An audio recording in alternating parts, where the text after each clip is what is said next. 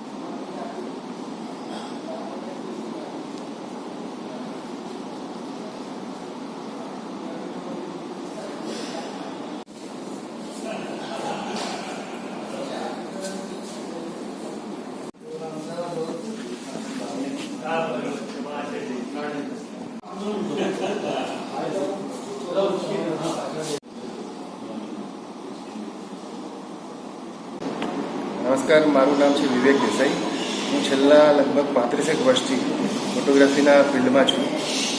શરૂઆતમાં તો લગભગ 1992-93ની સાલમાં એવું થયું કે ફોટોગ્રાફી કરવી છે, અને એ વખતે તો કેમેરા પણ નહોતો, પૈસા પણ નહોતા, અને એ વખતે મારા પિતાજી પાસેથી લોન લઈ અને એક કેમેરા લીધો હતો મેં, યાશિકા FX7, અને 1993માં કદાચ 92-93ની સાલમાં. એ પછીથી એ યાત્રા અટકી નહીં.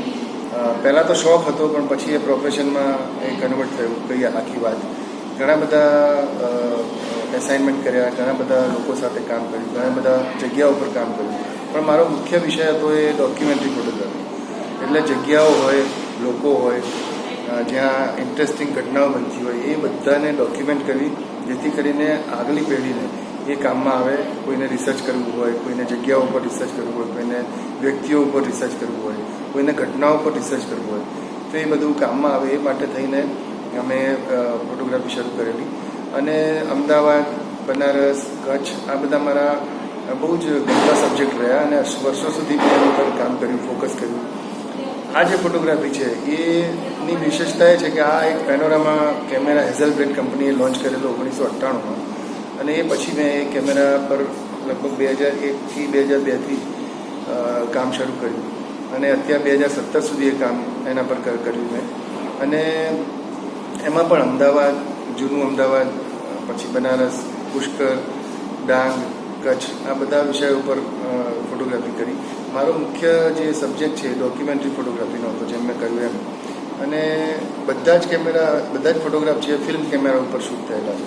એટલે એક પણ ફોટોગ્રાફ છે એ ડિજિટલનો નથી.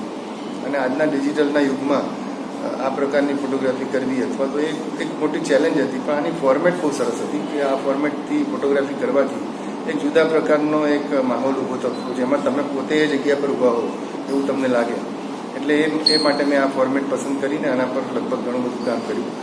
2017 સુધી 2017માં મારો કેમેરા બગડ્યો, ત્યાર પછી એ કામ અટક્યું, અને મને થયું કે આ કામ નવા જનરેશનના લોકોને, છોકરાઓને જોવું જોઈએ. અત્યારના ઇન્સ્ટાગ્રામના જે યુગ છે કે ભાઈ જૂના ફિલ્મ કેમેરામાં કેવું કામ થતું અને કેવી રીતે લોકો એને ડિસ્પ્લે કરતા, તો આ બધું જોવા મળે નવી જનરેશનને. એ એકમાત્ર હેતુ હતો.